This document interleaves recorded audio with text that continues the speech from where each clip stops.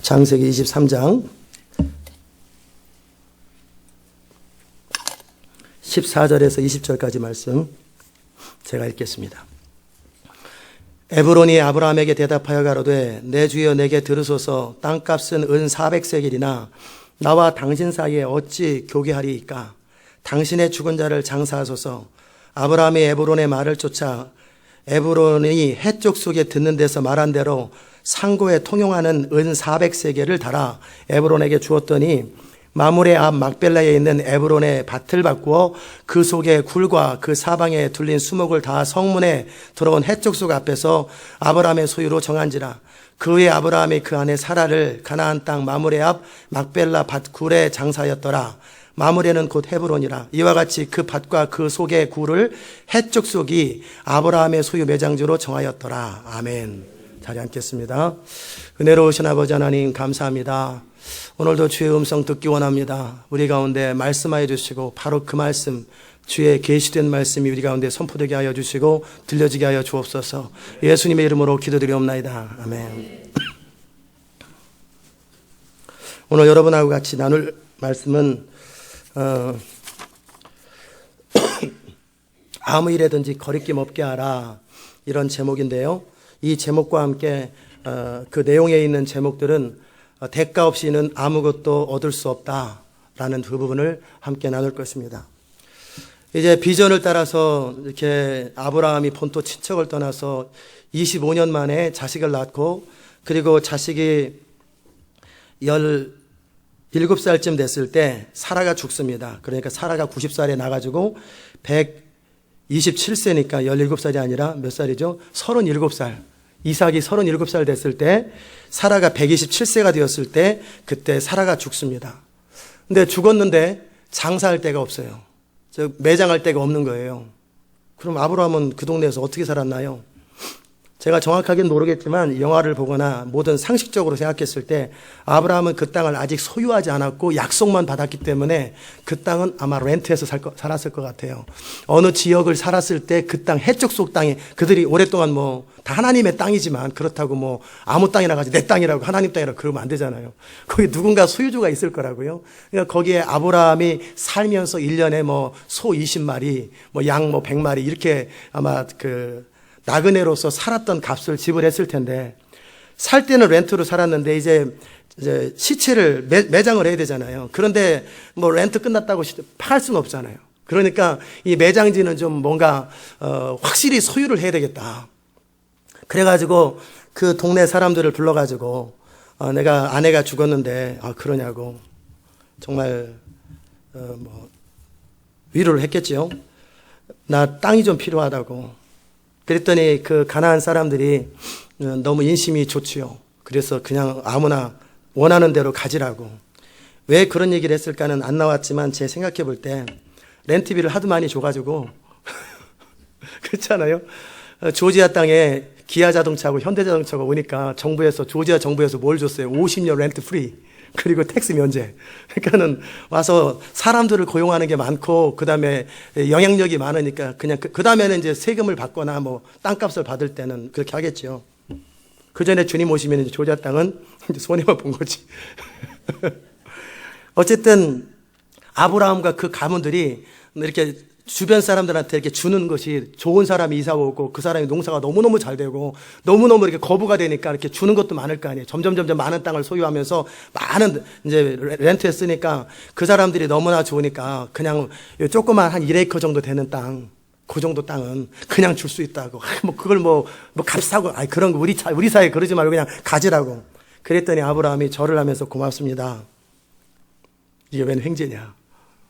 그리고 딱 한 게 아니라 어느 땅이든지 고르라고 그랬으니까 제가 고르겠습니다. 그리고 나서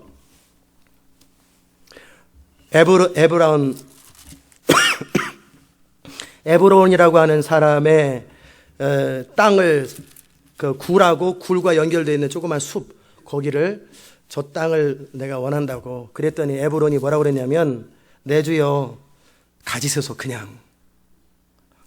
그랬더니 아브라함이 또 절을 한번 하고 고맙습니다. 그러나 나는 사기 원한다고. 사기 원합니다. 그랬더니 에브론이 은이 400세겔인데, 땅값이 은 400세겔인데, 그게 얼마쯤 가치가 되는지는 잘 모르죠. 근데 이제 제가 열왕기상 11장에 보니까, 10장에 보니까, 솔로몬이 이집트에서 또 그 아람에게서 말을 사올 때 말 하나를 은 150세겔이다.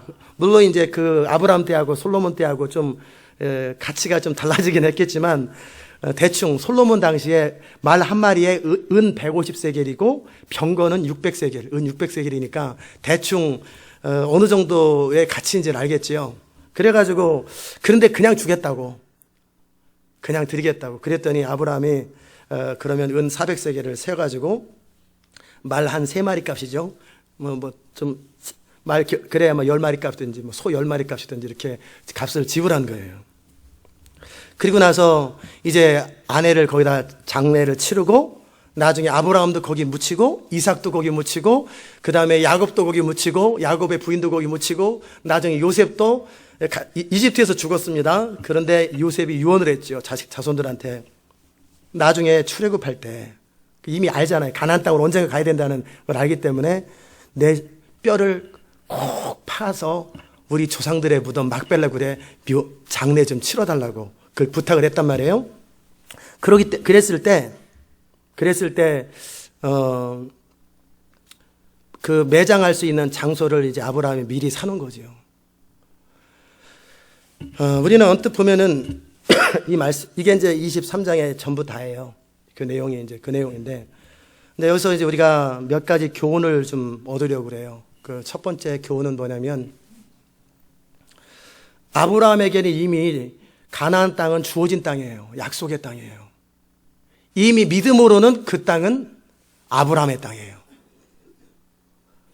믿음으로는 그 땅은 이미 아브라함의 가문과 후손의 땅이에요. 주어진 땅이에요.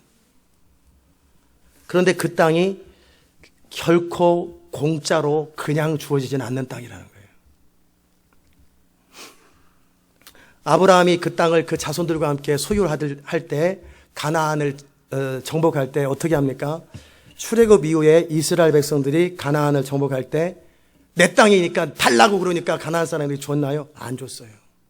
그럼 하나님께서 벼락을 쳐가지고 이스라엘 백성들이 가기 전에 다 쓸어서 없애버린 다음에 들어갔나요? 그러지 않았어요. 그들은 그들의 믿음의 대가를 지불했고 순종과 희생의 대가를 지불해서 그 비전 주어진 땅을 취했다 그 말이에요.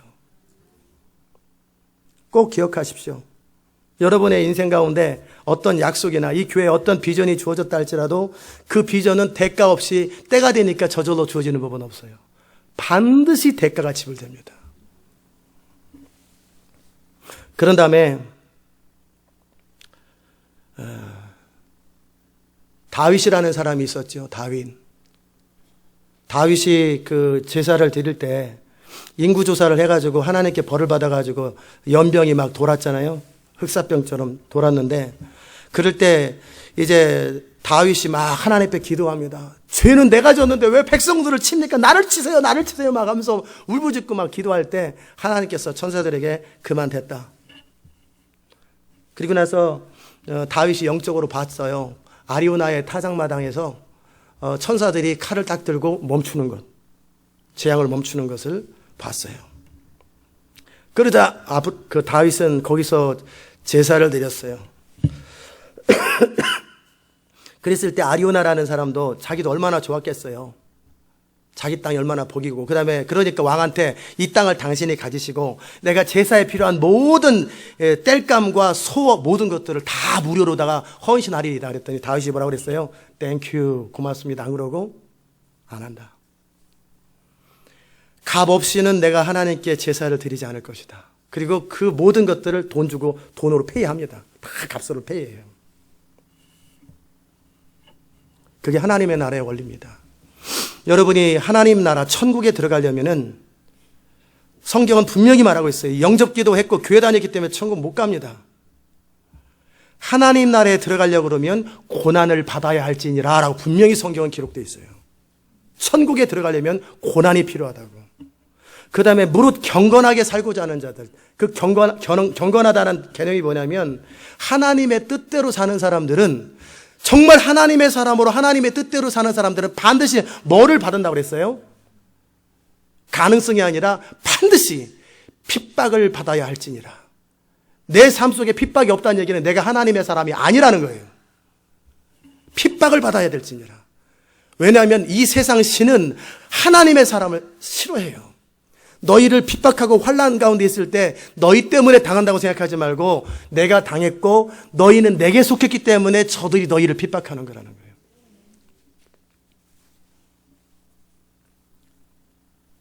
제가 요즘에 그 신문을 보면서 인터넷에서 이렇게 신문을 봤더니 희한한 글들이 있더라고요. 어느 목사님과 무슨 진모견과 이단 연구하는 사람들이 이 시대 이단들을 다 거기다 이제 정리를 해놨어요. 저는 거기에 신천지라든지 전혀 이렇게 좀 이런 거 나올 줄 알았거든요. 근데 거기에 이름이 쫙 나와 있어요. 인터코, 아이호, 큰믿음교회, 사랑과 진리교회. 우리 교회는 아직 몰라가지고 그런가 봐요. 그런 사람들만 쫙 하다 이단이라 만들어놨어요. 그리고 YM도 이단이고, 하여튼 이 시대 가운데 조금이라도 깨어있으면 다 이단이라고 거기다 써놨어요. 그리고 저기 동성연애자들 이런 건 취급도 안 해요. 진짜 이단들은 취급 안 해요. 그랬더니 밑에다 댓글이 붙었어요. 이 시대 가운데 깨어있는 자들의 목록을 정리해 주셔서 감사합니다. 그렇게 정말 이렇게 깨어있는 그 단체들만 고 이단이라고 딱 해놨더라고요. 야, 왜 그럴까? 그러면서 또 그 다음 댓글은 뭐라고 그랬냐면요. 저 영적으로 눈이 가려진 저 목사님의 눈이 과연 하나님의 진리를 분별할 수 있을까? 그렇지만 주님 그를 불쌍히 여기서 눈을 뜨게 하소서. 그렇게 댓글을 써놨더라고요. 이런저런 댓글들이 있는데 제가 그걸 보면서 야, 그렇겠구나. 그 핵심을 가만히 보니까 그들은 전통을 따르지 않는다라는 거예요. 우리가 지금까지 그 300년 넘게 결론이 그 내용이에요. 그들의 흐름을 따르지 않는다 그 말이에요. 세부대이기 때문에 너희들은 틀렸다. 결국은 제가 느끼는 뉘앙스는 그거밖에 없었어요. 왜 그러면 그들이 그럴까요? 그것은 간단해요. 진짜 목회 제대로 하는 사람 바빠서 그런 거 안 해요. 바빠요. 자기 할 일도 바빠. 근데 왜 그럴까? 왜 그런 일들이 생길까 보면은요. 모든 선지자들과 예수님들이 그런 핍박들을 받았어요. 핍박들을 받았어요. 이 세상 신은 그런 것을 좋아하지 않아요. 하나님의 뜻대로 사는 자들이 경건한 자들이잖아요. 무릇 경건하게 사는 자들은 핍박을 받을 것이다. 물론 그들 안에 부족한 부분들 때문에 욕먹는 건 그건 어쩔 수 없어요. 먹어야 되기 때문에 먹는 거죠. 그러나 그 부족한 것 때문에 지적하는 것 말고 예수님 때문에 그들이 그 시대마다 성령을 따라 가기 때문에 어떤 욕을 먹는다면 그것은 뭐냐면 좋은 것입니다. 왜냐하면 무릇 경건하게 살고자 하는 자는 핍박을 받는다고 되어 있어요. 여러분이 하나님을 섬기기 때문에 뺨 한 번 맞아본 적이 없고 가슴 아파본 적이 없다면 잘못 사는 거예요. 잘못 사는 거예요. 아멘. 욕도 먹고 비난도 듣고 이단 소리 듣고 그런 적이 한 번도 없고 굉장히 젠틀하고 품위 있는 사람이 된다고 그러면 여러분은 짝퉁이고 가짜예요. 저도 참 좋은 목사고 전통적이고 보수적이고 제 신학교 다닐 때 제가 가장 보수적이고 저는 고신에 가깝다고 그랬어요. 굉장히 보수적인 스타일이거든요. 제가 어떤 박수 치는 것도 싫어하고 찬양하는 것 소리 지르는 것도 기타 치는 것도 싫어하고 정말 성경 그대로 청교도 신앙 완전히 청교도 서적들만 좋아하고 저는 그랬어요. 그리고 내가 가장 옳고 뭐든 이렇게 방언을 한다든지 예언한다든지 다 사쿠라고 다 잘못된 것이고 나만이 옳고 우리 같은 라인들만 맞다. 우리 라인만 맞고 나머지 다 틀렸다. 이렇게 제가 스스로 제 자신을 생각하고 있었는데 미국에 와서 하나님의 뜻대로 한번 살아보자. 진짜 성령님을 내가 모릅니다. 제가 했던 그 기도가 그랬어요. 교리적으로는 성령을 아는데 예수님도 제가 잘 알고 하나님도 잘 아는데 좀 말이 그렇죠. 같은 분이시지만 어렸을 때부터 창조주 하나님을 잘 알았고 20대에서 30대 중반까지는 제가 예수님을 추구했기 때문에 예수님에 대해서는 잘 알아요. 근데 성령님 하면은 마음속에 아무 느낌이 없었어요. 교리적으로는 알아요. 인격적 성령, 능력적 성령 다 정리를 학교에서 배웠으니까. 근데 그거는 책이고 내 마음속에 성령 하면 느껴지는 게 없어요. 그 말은 제가 잘 모른다 그 말이지 성령을 안 받았다 그 말이 아니에요. 성령으로 아니하고는 제가 예수님을 주라고 고백할 수 없고, 성령으로 아니건 물론 이제 제가 말하는 건 그런 어떤 내 안에 성령님은 계시고 그러지겠지만 그 성령님과의 친밀함이나 성령님과의 관계를 모르서 미국 가서 제가 기도했어요. 하나님, 나 성령님을 몰라요. 성령님이 누군지 좀 가르쳐 주세요. 나 예수님도 알고 하나님도 아는데 성령님을 잘 몰라요. 성령님을 좀 친밀하게 알 수 있도록 좀 가르쳐 달라고. 그렇게 하면서 교회를 또 시작했고, 그런 과정 속에 제 마음속에 양심껏 또 제 마음 안에서 성령의 이끄심 안에서 계속 옳은 대로 하나님 뜻대로 쭉 오다 보니까 교회가 여기까지 온 거예요. 여기까지 왔어요. 그런데 제가 무슨 얘기 하려고 그랬냐면요, 제가 성령님을 잘 모를 때는요 저를 사람들이 좋은 목사라고 그랬어요. 아주 좋은 목사. 그리고 사람들이 저를 되게 좋아했어요. 유망한 차세대 주자라고. 요 가까운 교회 큰 목사님들도, 큰 교회 목사님들도 저를 어떻게든 끌어들이려고 많이 그러고, 차세대 유망주. 근데 제가 성령님을 친밀하게 알고 그분의 뜻대로 그대로 살기 시작하면서부터 사람들이 저를 삐딱한 눈으로 쳐다보기 시작해요. 이상하다. 뭔진 모르겠는데 조금 이상한 것 같다. 근데 이단은 아닌 것 같고, 저게 왜 그럴까? 항상 이런 시각으로 저를 쳐다보더라고요. 아멘. 왜 그럴까? 무릇 하나님의 성령의 뜻대로 그대로 살았던 스데반은 돌에 맞아 죽었어요. 하나님의 뜻대로 그대로 살았던 하나님의 사람들은 다 핍박을 받았어요. 여러분 가운데 잘못되어서 핍박받는 것은 받아도 쌉니다. 그거는 자기 잘못이니까. 그러나 하나님의 뜻대로 살았기 때문에 핍박을 받는다면 마태복음 5장에서 뭐라고 그랬어요? 기뻐하고 즐거워하라. 하늘에서 너희 상이 크미니라. 너희 이전 조상들도 다 그런 핍박을 받았다.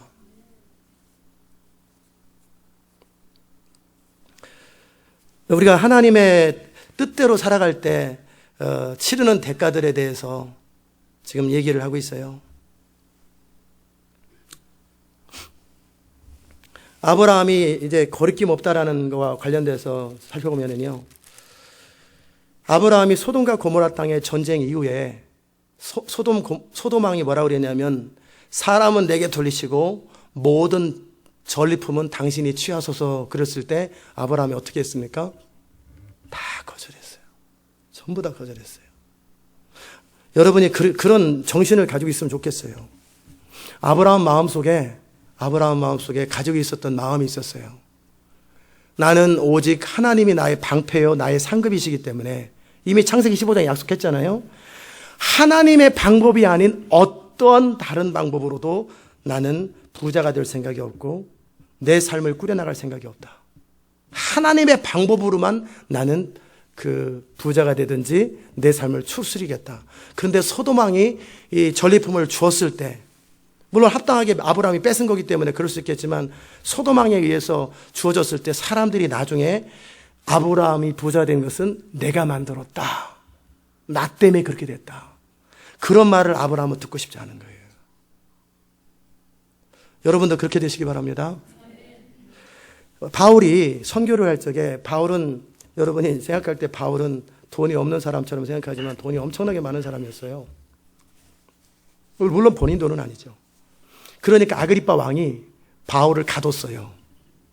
그래서 바울의 말도 듣고 그에게 뇌물을 받을까라, 돈을 받을까 기대하고, 한나라 왕이 300불 받으려고 그랬겠어요?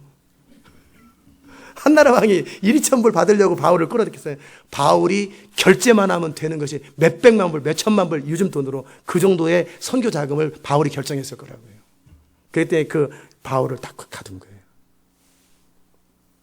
근데 그 바울은 어떻게 살았냐면요, 절대 양보 안 하죠. 죽을 때까지 양보 안 합니다. 그리고 심지어는 제가 갈라디아서인지 정확하게 이제 어딘지는 모르겠는데 여러분 찾아보시면 될 거예요. 이런 얘기를 했어요. 바울은 자비랑 선교를 했어요. 물론 바울은 원칙을 얘기하죠. 일꾼이 복음으로 말미암아 먹는 것은 당연하다. 풀타임 사역자가 주는 사례비를 받고 사는 것은 당연한데, 근데 바울은 스스로 뜻을 정했어요.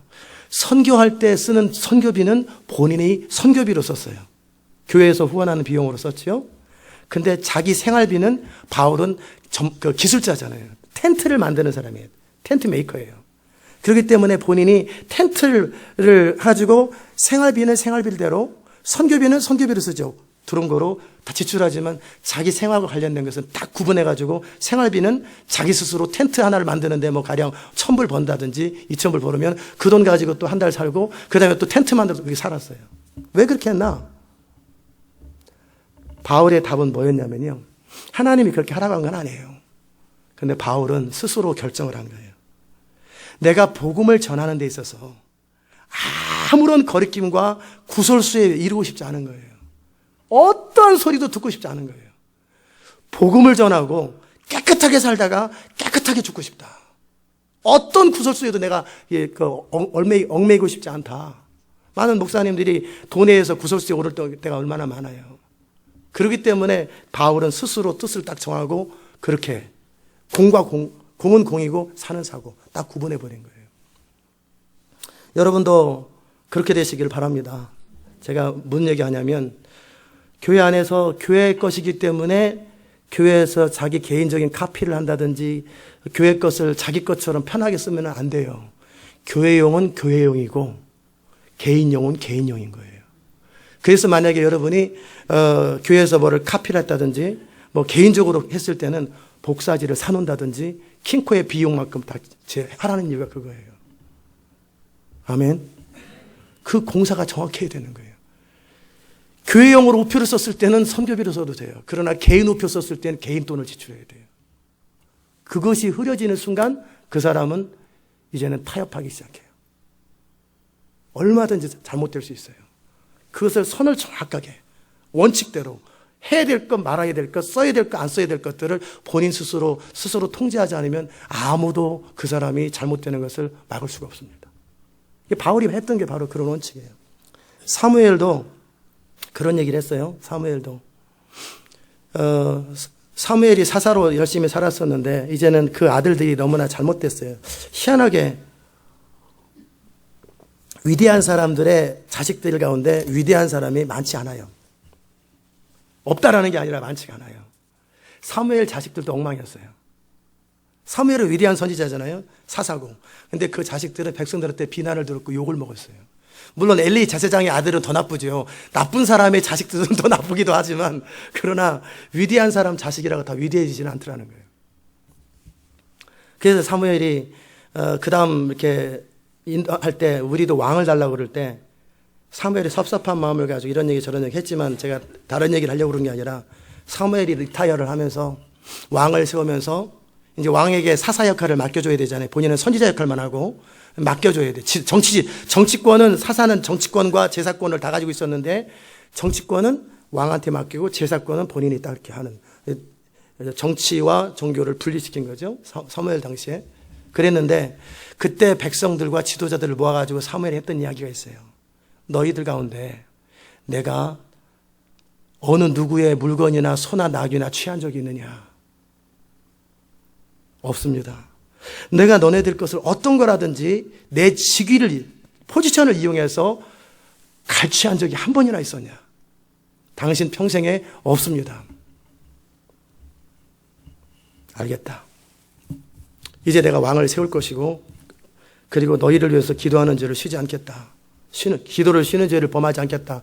그러면서 사무엘이 클리어하게 그 부분을 정리한 거예요. 이게 굉장히 중요해요. 거리낌 없는 건.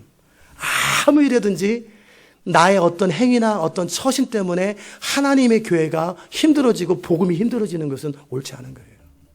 아멘. 재정을 맡은 사람들이 교회 재정이 없을 때는 누구도 안 맡으려고 그러죠.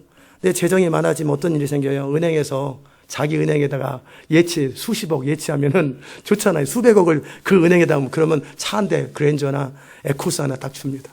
그거 아무 상관없이 그냥 주는 거예요. 그러다 보면 어떻게 뇌물을 받으면 마음이 움직이죠. 이유도 없는데 그냥 그 은행 계속해서 그냥 킵합시다. 다른 커미션이 있었던 거예요. 뭐 작은 교회일 때는 뭐 은행이 거들떠도 안 보지만 한 주 헌금이 몇백억씩 들어오면은요, 그 은행들이 그냥 예치만 해줘도 그 커미션을 줘요. 커미션을. 그 담당 재정 집사님들한테. 그거를 결정하는 장로님한테 커미션을 준다고요. 그게 다 뭐예요? 거리낌이 있는 거예요. 그래서 여러분과 제가 일평생 사는 동안에 그 정도를 지켜가되 그것은 보이지 않는 영역이기 때문에 누구도 잘 몰라요. 그 부분은 하나님 앞에 스스로 선택하고 스스로 결정하지 않으면 어느 순간 그 사람은 이상한 사람이 되고 타락하는 사람이 되고 하나님의 신이 사라집니다. 아멘. 우리가 아무 일이든지 거리낌 없이 살아가는 건 나중에 뭐 공짜로 줬는데 땅을 아브라함하고 사이가 갈라지면 어떻게 되겠어요? 시체 파가! 또 그럴 거 아니에요? 시체 파가! 그러면 이제 골치 아파지는 거예요. 그러니까 어떻게 해요?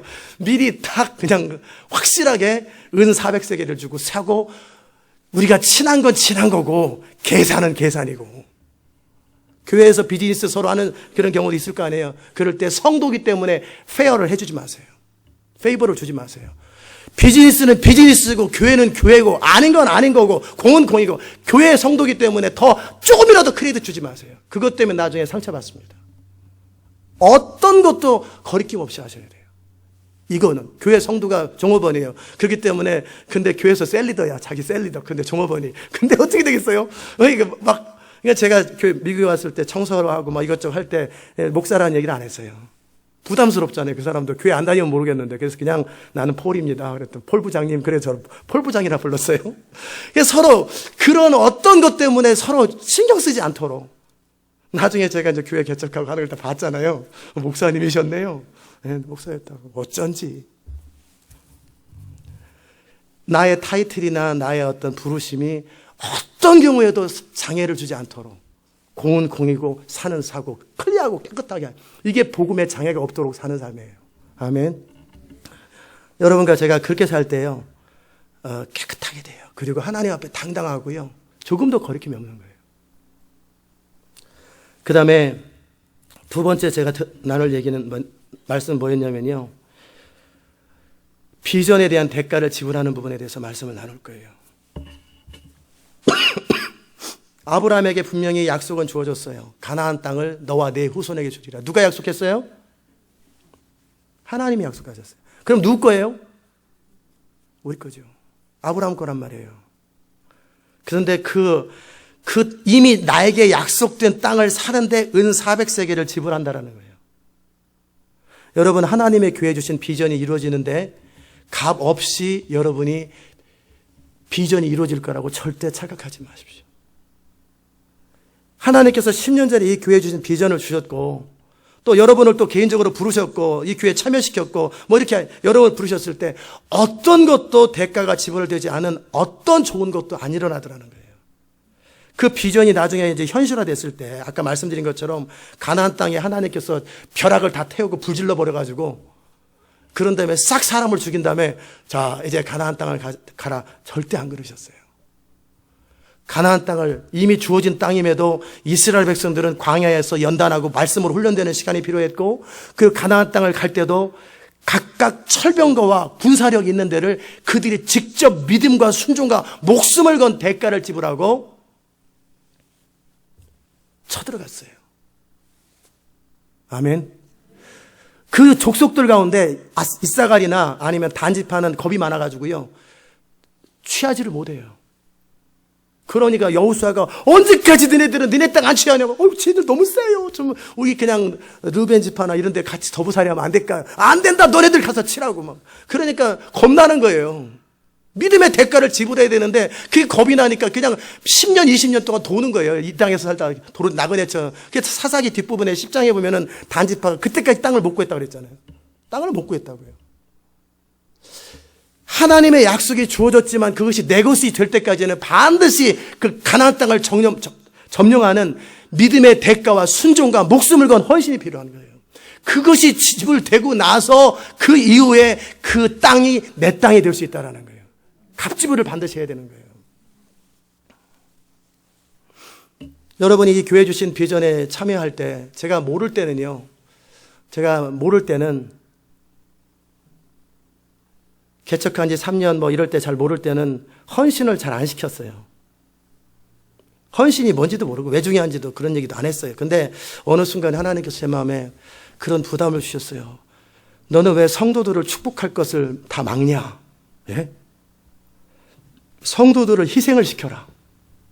성도들을 희생을 시키라고.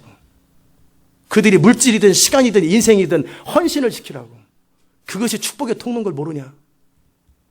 예. 그 사실을 알고 나서 그때서부터는 제가 정기적으로 건수를 만들거나 어떤 상황이 주어졌을 때 헌신을 시킵니다. 여러분이 시온 인터내셔널교회 참여하고 비전에 참여하는 거 다 말로 할 수 있는 거 다 할 수 있는, 그러나 여러분이 어떤 교회에게 대가를 지불했냐 말이에요.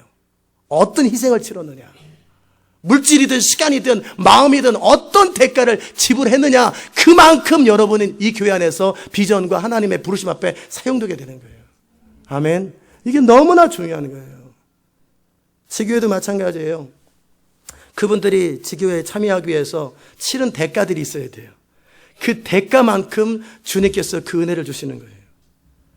멀쩡히 다니던 교회 나오면서 욕을 먹고 그런 대가도 지불해야 되고, 화려하고 괜찮은 몇천 명 있는 교회 건물을 쓰다가 벼랑간 학급방 같은 조그만 무슨 조그만 한 700스퀘어피트 그런 거 가지고 거기서 또 그 은혜련이 하면서 그 예배 드리는 게 뭐 화려하겠어요? 화려합니까? 화려 안 하지. 그게 다 대가란 말이에요. 사람들의 이야기 듣고 그것 때문에 남편한테 욕먹고 핍박받고 뭐 그런 것도 있고, 또 그것 때문에 부인한테 욕먹고 핍박받는 경우도 있고, 그것 때문에 이 사람들이 안 만나주고 뭐 그런 저런 대가들이 필요한 거예요. 아멘. 그 대가가 없이 어떠한 좋은 것도 우리에게 임하지 않더라는 거예요. 어느 날 우리 게리 전도사님이 쉐키나 영광 때 하나님 앞에 기도했대요. 하나님, 왜 패스터코가 기도하면 권능이 많은데 내가 기도하면 아무 일도 안 생겨요? 그랬대요. 그랬더니 하나님께서 정확하게 표현을 하셨대요. 너는 패스터코처럼 기도도 안 하고 희생도 안 하고 너는 한 게 아무것도 없다. 희생한 만큼, 기도한 만큼, 수고한 만큼 권능이 많은 거다. 아멘. 그래서 요즘 기도 막 5시간씩 하고 막 그러잖아요. 저 말고 그 사람이. 여러분이 하나님의 권능이 여러분 가운데, 하나님의 영광이 여러분 가운데 임하려면 아무한테나 임하는 게 아니에요. 반드시 어떤 대가를 지불하셨어야 돼요. 여러분이 기도에 무릎을 꿇든지 하나님의 나라를 위해서 가슴 아프든지 희생하든지 손해보든지 눈물을 흘리든지 억울한 일을 당하든지 무슨 대가든지 지불하셨어야 돼요. 그 결과로 권능이 임하고 그 결과로 영광의 통로가 되는 거예요. 하나님의 교회 주신 비전이 여러분에게 선포되었다 할지라도 그 비전이 무조건 여러분이 것이 되는 게 아니에요. 반드시 그 대가가 지불돼야 돼요. 나는 무슨 대가를 지불했나를 돌아보라는 거예요. 또 도시를 한번 생각해 봅시다. 그 도시에 얼마나 많은 사람들이 있어요. 도시의 문이 열리고 성령의 기름 부음이 쏟아질 때 얼마나 많은 사람들이 주께로 돌아오겠어요. 그런데 그게 그냥 되겠냐고요. 그냥 어느 날 갑자기 도시에 대적의 문을 치어라 CD를 정리하고 와서 도시에 가서 도시의 문은 열릴지어다 그랬더니 도시의 문이 삑 열리면서 성령의 권능이 쫙.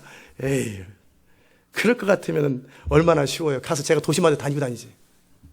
제가 도시마다 그 문 열고 다니지. 그 한 도시에 1분이면 되는 걸. 그렇게 열리는 거 아니라는 거예요. 무조건 원리와 공식에 따라 되는 게 아니라 뭐냐면 엘리야의 불이 하늘에서 이 땅에 내려오려면 엘리야가 기도했기 때문에 내려오는 것이지, 엘리 소가 기도한다고 되는 거 아니에요.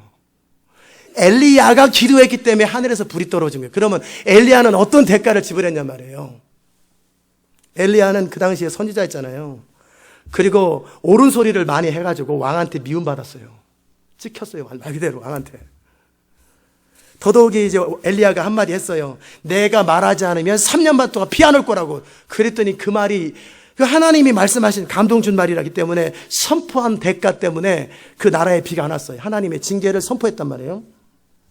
그랬더니 아방이 엘리야 잡아 죽이겠다고 방방마다 방을 붙이고 나라 골골마다. 그리고 이 고을에 가가지고 엘리야 봤어 안 봤어? 엘리야 못 봤는데요. 엘리야를 봤는데 안 봤다고 말하면 저주가 우리에게 임할지어다. 각썼어. 이 성경에 나오는 얘기예요. 각 마을마다 다니면서 아방이 다 각서를 쓰게 하고 맹세했단 말이에요.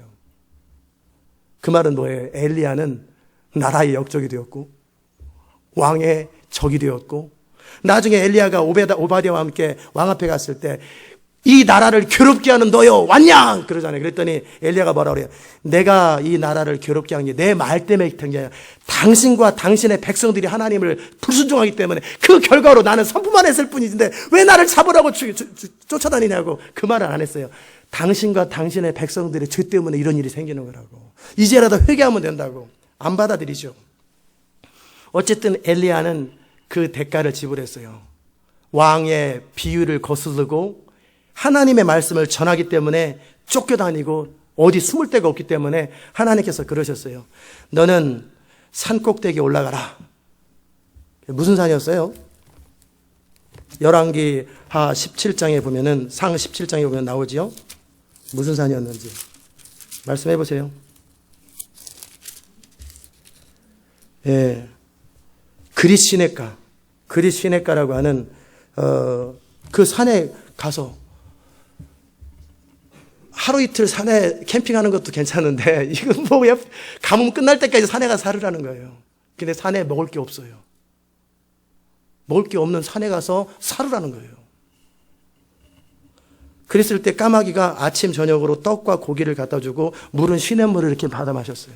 뭐 정수했겠어요? 그냥 마셨겠지.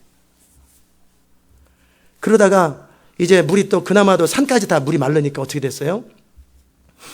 이방 나라 사르밧이라고 하는 시돈 땅에 가서 어떤 한 과부집에서 살아라. 이게 쉬운 말 같지만 결코 쉬운 말은 아니에요.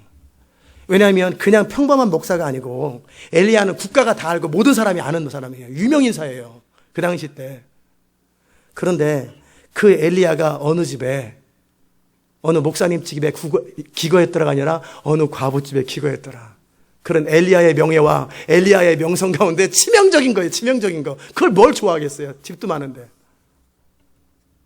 마치 베드로에게 이방인에게 복음을 전하라는 것은 뭐냐면 이 더러운 음식을 먹는 거랑 똑같은 거예요. 이방인에게 어떻게 상종을 합니까? 내가 왜 과부집에 거예요? 싫어요. 뭐 그런 얘기는 없어요. 그랬을 때 그게 얼마나 구설수에 오를 수 있는 일이에요. 한 나라에, 그 나라에서 제일 유명한 사람이고 유명한 선지자잖아요. 누구나 다 아는 선지자들인데. 물론 이제 시돈 땅은 모를 수 있겠지만 그런데도 불구하고 하나님은 명하셨고 엘리야는 그대로 순종했고 그래서 그 여인의 집도 구하고 엘리야도 살면서 3년 반이 다 찰 때까지 기다렸고 그 결과로 3년 반이라고 하는 시간 동안에 하나님만 의지하면서 살았던 그 시간 이후에 그 갈멜산 꼭대기에서 많은 사람들을 모아놓고 세기의 대결을 한 거예요. 영적 전쟁. 바알과 아세라 신을 섬기는 바알 섬기는 450명, 아세라 신 섬기는 400명에서 850명이 경쟁하고 그럴 때 엘리야가 그 대가를 지불했기 때문에 불이 엘리야를 통해 나온 거예요. 그 당시 때 바알에게 무릎 꿇지 않은 7,000명의 성도들이 있었어요. 그들이 기도하면 안 되는 거예요. 물론 그들은 중보 기도자들이기 때문에 부르심이 다르기 때문에 안 하죠. 하지도 않죠. 제가 무슨 말씀인지 이해되십니까? 하늘의 불이 땅에 떨어지는데 여러분의 선포와 기도를 통해 떨어지려면 여러분이 대가를 지불한 사람이어야 된다는 거예요. 하나님의 뜻 앞에 그렇게 순종하며 믿음으로 살았던 그 대가를 지불하는 것은 결코 쉬운 일은 아니에요. 때로는 친구들로부터 다 멀어져야 되고 때로는 사람들한테 오해를 받아야 되고 때로는 막막하고 때로는 사람들이 떠나가고 사도 바울이 갔을 때 얼마나 많은 사람들이 모였다가 다 떠나고 누가만 남았다 그랬잖아요. 대마도 떠나고 누구도 떠나고 다 떠나고 다 자기 주변에 떠나고 누가만 사도 바울 쫓아다니면서 병도 고쳐주고 같이 누가만 남았다. 다 떠나버렸어요. 예수님도 복음을 전할 때 많게는 몇만 명 있는데 다 떠나고 12명 남았잖아요. 그 외로움, 사람들이 떠나가는 대가도 필요하단 말이에요. 하나님의 사람이 되는 것이 어느 날 갑자기 은혜가 임해가지고 능력이 임해서 안 해요. 대가가 필요한 거예요.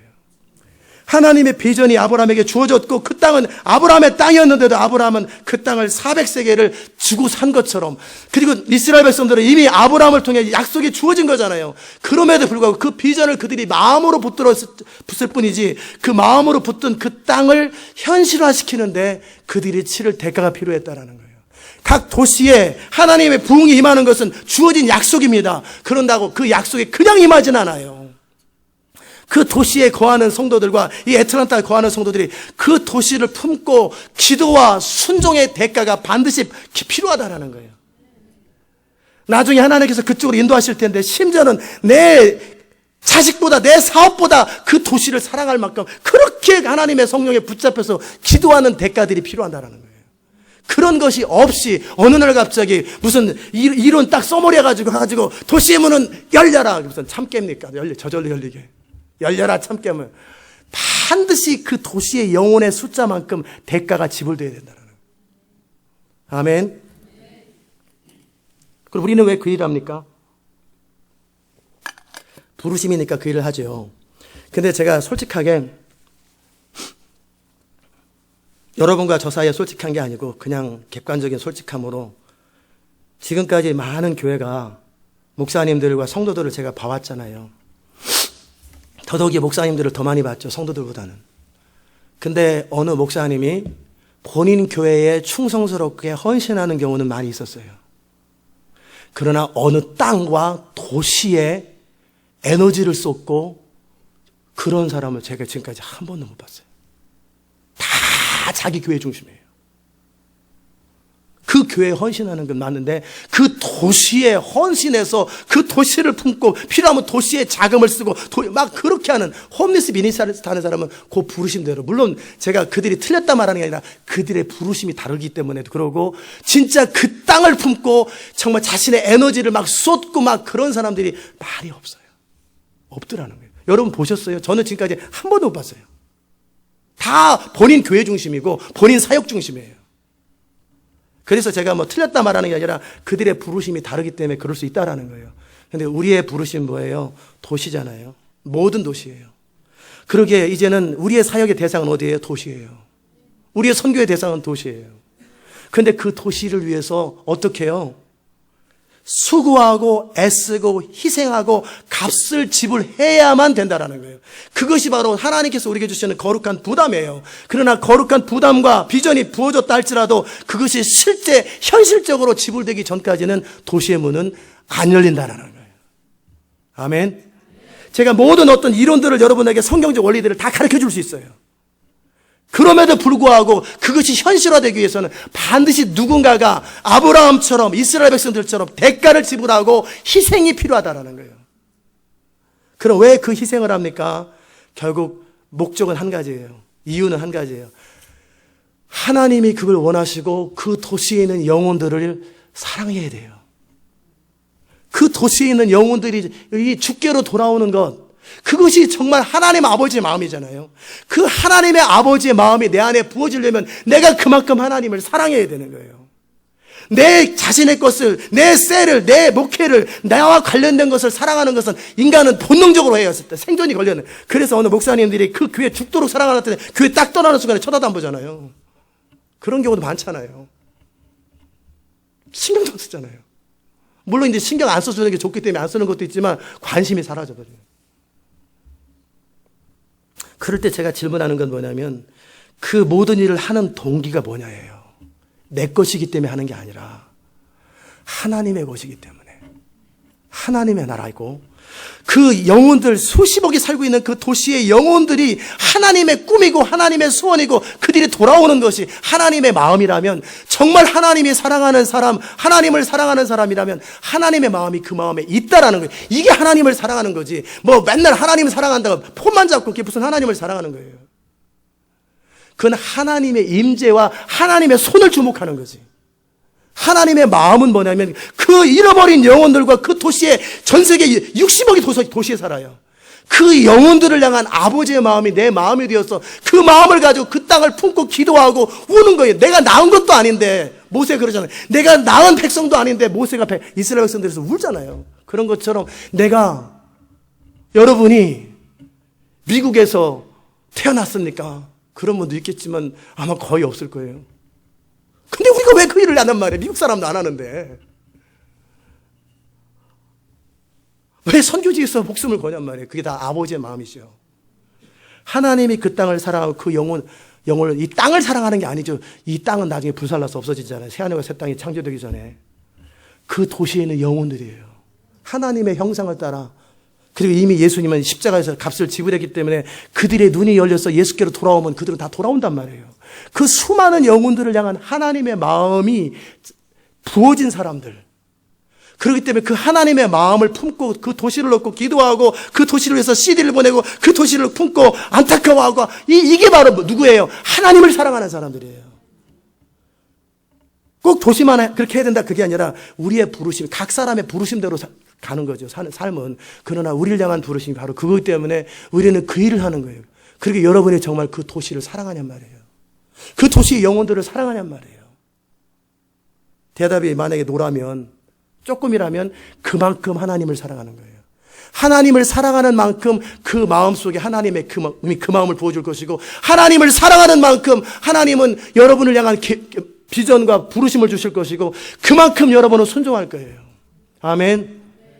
그렇게 하나님 앞에 순종하고 하나님 뜻대로 살아가는 그 사람들이 하나님 마음에 합한 사람들이고, 그런 사람들은요, 눈을 감고 눈을 뜨고 기도하고 생각만 해도 다 이루어져요. 그 사람들은. 그의 마음이 하나님의 마음이고 하나님의 마음이 그의 마음이기 때문에 그의 모든 것은 생명사, 하나님의 생명사계 속에 있기 때문에 아무도 그를 해할 수도 없고 아무도 그를 대적할 수가 없어요. 그리고 그가 생각만 하고 기도만 해도 다 이루어져 버리는 거예요. 왜? 그의 마음이 하나님 마음이고 하나님 마음이 그의 마음이기 때문에 그래요. 그게 하나님의 사람들이 사는 방식이에요. 아멘. 제가 이 교회에서 종종 여러분을 희생시키고 헌신시키는 이유들이 뭐냐면, 그러지 않으면 여러분에게 아무것도 주어지는 게 없기 때문에 그래요. 주님은 우리가 기도할 때 내가 네 기도를 들어줘야 될 이유가 뭐냐? 이 몸된 교회 기름같이 일꾼이 되고 싶다고. 왜? 너 희생이나 한 번이나 해봤어? 청소할 때 청소 제대로 한번 해봤어? 뭐 교회가 희생하기가 재정이 필요할 때 재정 내봤어? 너 교회가 뭐 어려운 일 있을 때 네가 세크리파이스 한번 해봤어? 무슨 근거로 네가 그런 사람이 돼? 천만의 말씀. 꿈 깨! 주님은 인격적이기 때문에 이런 말씀 안 하시고 응답만 안 하십니다. 침묵으로 대답 안 하시죠. 그리고 응답 안 해버리십니다. 혼자 기도하다 마는 거지. 결국 우리의 모든 기도 응답의 키는 내가 하나님을 믿고 순종하고 희생한 만큼입니다. 그래서 성도의 능력은 뭐냐면 믿음만이 능력이고 희생만이 능력이고 사랑만이 능력이에요. 내가 믿은 만큼 순종하게 될 것이고 하나님을 사랑하는 만큼 그 뜻대로 살 것이고, 그리고 희생한 만큼 권능이 임할 거예요. 여러분이 희생한 만큼 딱 그만큼만 권능이 임합니다. 희생한 만큼 하나님의 능력이 부어집니다.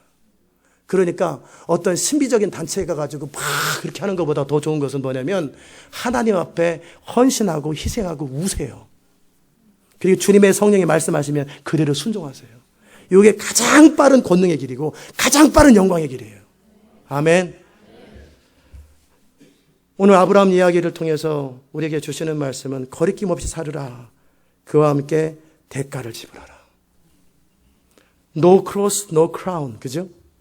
고통이 없이는 면류관은 없어요. No cross, no glory. 반드시 하나님은 우리의 희생을 원해요. 왜요? 우리가 그 희생을 할 때 사단이 그러는 거예요.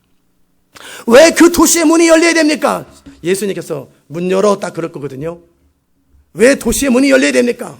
막 어떻게 하든지 걔네들을 막을 거 아니에요. 막 안 돼. 건수를 다 잡아가지고 막을 거 아니에요. 누구가 이 대가를 지불했다. 아예 그 사람들 짝퉁이에요. 짝퉁. 거짓말이에요. 거짓말. 천사들을 시켜서 조사했어요. 마귀 말이 맞아요. 짝퉁이에요. 다시 닫아. 다시 닫는 거예요. 다시 닫아. 물론 예수님이 모르진 않겠지만 비유로 든다면 이 도시의 문을 열어라 그랬더니 그 도시는 어쩔 수 없네. 마귀들이 떠나는 거예요. 그냥 열어. 야, 다 나가, 다 나가. 그냥 마귀들이 다 나가버리는 거예요. 왜요? 그 도시에 누군가가 대가를 지불하고 희생을 했기 때문에. 그 결과로 부흥이 임하는 것이고 그 결과로 그 땅에 하나님의 영광이 임하는 거예요. 그러면 하나님의 마음에 소원이 이루어지고 수많은 영혼이 돌아오고 우리는 다니엘서 12장 3절에 많은 사람을 옳은 대로 돌아오게 하는 자는 별과 같이 영원히 빛나는 거예요. 아까 처음에 말씀드린 것처럼 하나님 나라에 천국에 들어가려거든 뭐를 겪으라고 그랬어요? 고난을 겪어야 할지니라. 무릇 하나님의 뜻대로 경건하게 살고자 하는 자들은 핍박을 감당할 것이다. 그게 성경이 말하는 거예요. 다른 어떤 편법이나 좋은 길은 없어요. 쉬운 길은 없어요. 희생만이 능력입니다. 따라서 합시다. 믿음만이 능력입니다. 믿음의 값을 지불해야만 영광을 경험합니다. 희생이 능력입니다. 희생한 만큼 권능이 임합니다. 사랑이 능력입니다. 사랑하는 만큼 하나님께 순종할 수 있습니다. 아멘. 이게 성경이 우리에게 가르쳐주는 정도예요. 여러분과 제가 그런 사람 될 수 있기를 주의 이름으로 축복합니다. 기도합시다. 하나님 감사합니다. 오늘도 우리가 주의 말씀이 무엇인지 정말 23장 창세기를 통해서 말씀하시는 것이 무엇인지 이미 주어지고 비전은 주어졌고 약속은 주어졌는데 그는 대가를 지불하고 조그만 땅을 1에이커 정도를 샀고 이스라엘 백성들이 가나안 땅이 이미 주어졌는데도 불구하고 그들은 목숨을 건 전쟁을 치렀고 믿음으로 순종했던 결과 때문에 그들이 약속의 유업으로 이루어진 것처럼 우리에게 허락되어진 이 비전과 약속들이 이미 주어졌지만 근거는 생겼지만 반드시 우리가 대가를 지불하고 희생을 치를 때만이 도시들이 돌아올 것이고 비전이 이루어질 것을 우리는 압니다. 그 일에 게으르지 않게 하시고 그 일에 인색하지 않게 하시고 그 일에 온전할 수 있도록 은혜를 더하여 주시옵소서. 감사드리옵고 예수님의 귀하신 이름으로 기도드리옵나이다. 아멘. 다 자리 일어나서서 507장을 함께 찬송하십시다.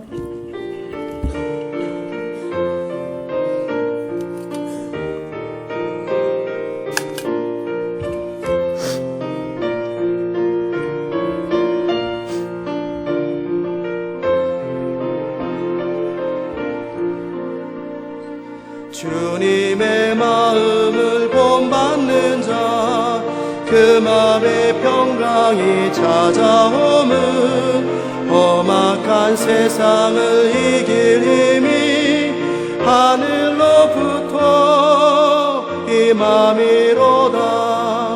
주님의 마음 본받아 살면서 그 거룩하신 나도 모습 내 눈에 안 보이며 그 음성 내 귀에 안 들려도 내 영혼 날마다 주를 만나 신령한 말씀 늘 배우도다. 주님의 마음 본받아 살면서 거룩하심 나도 이르리. 가는 길 거칠고 험하여도 내 맘에 불평이 없어짐은 십자가 고난을 이겨내신 주님의 마음 본받음이라. 주님의 마음 본받아 살면서 그 거룩하심 나도 이르리. 세상에 다시 오신 그날의 무성도 변화하여 주님의 빛나는 그 영상을 다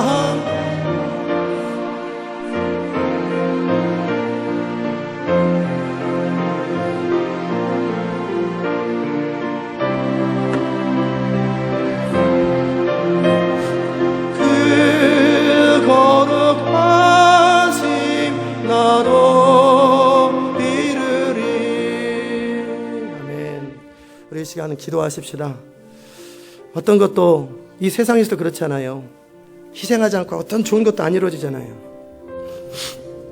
젊어서 논 사람들은 배짱이처럼 늙어서 고생하는 거고, 젊어서 고생한 사람들은 늙어서 좀 편한 거죠. 뭐든지 그런 것처럼 이제는 그 수고와 희생을 이전에는 먹고 살기 위해서 썼다면 이제는 하나님의 나라와 그 영광, 이 땅에서만 우리가 저축하지 말고 영원한, 우리가 영원히 살 곳이 이 땅을 잠깐 살다 죽지만 영원한 하나님 나라를 위해서 네 재물을 쌓으라고 그러잖아요. 하나님의 나라를 위해서 네 시간을 투자하고 하나님의 나라를 위해서 네 수고를 하라고. 그것이 영혼을 얻는 것이고 그것이 영원히 남는 거라고. 천국 가면은 다 상급이 다르고 희생한 만큼, 수고한 만큼 다 계급이 틀려요. 뭐 높낮이를 말하는 게 아니라 뭐 어떤 형태로든 주님은 상급을 분명히 말씀하셨어요. 우리가 천국에 내 보물을 쌓는 게 뭐예요? 하나님의 나라와 영광을 위해서 수고하고 하나님이 원하시는 그 뜻을 순종하며 이 땅을 살았던 그 결과입니다. 이 시간에 이 말씀을 듣고, 오늘 설교를 말씀을 듣고 여러분이 느끼는 부분들이 있었을 거예요. 그 부분을 놓고 하나님 앞에 기도함으로 나가십시다. 은혜로우신 하나님, 우리가 정말 하나님의 사람으로 살기 원합니다. 하나님의 마음을 알기 원합니다. 예수님이 그렇게 온 우주 만물 가운데 높아졌던 것은 창조주이신 하나님께서 인간의 모습으로 내려오시되 죽기까지 낮아지셨고 가장 온전히 순종하셨기에 그 결과로 높아지셨던 것을 바라봅니다. 하나님의 나라에서는 누가 큰가? 어린아이처럼 자기를 낮추고 정말 가장 하나님 앞에 순종했던 사람들이 가장 하나님 나라에서 훌륭한 사람이 될 터인데, 우리가 어떻게 살아야 될지, 우리의 시선, 우리의 시각, 우리의 관점들이 바뀔 수 있도록 주님 은혜 베풀어 주시옵소서. 하나님의 나라에서 큰 자가 되게 하시고 하나님 나라에서 위대한 자가 되게 하시고 하나님 나라에서 영광스러운 자가 될 수 있도록 주님, 우리의 관심이 하나님 나라로 갈 수 있도록 주님 우리를 새롭게 하시고 은혜 베푸시고, 우리가 이제는 계산하거나 인색하거나 이렇게 하지 아니하고 정말 대가와 희생을 치르면서 값진 것을 얻을 수 있도록 주님 은혜 베풀어 주시옵소서.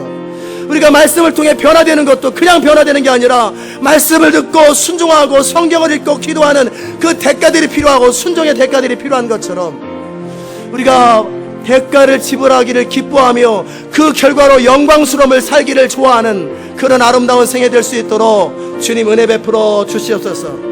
오늘도 우리와 함께 하실 주님을 인하여 감사하고 예수님의 귀하신 이름으로 기도드리옵나이다. 아멘.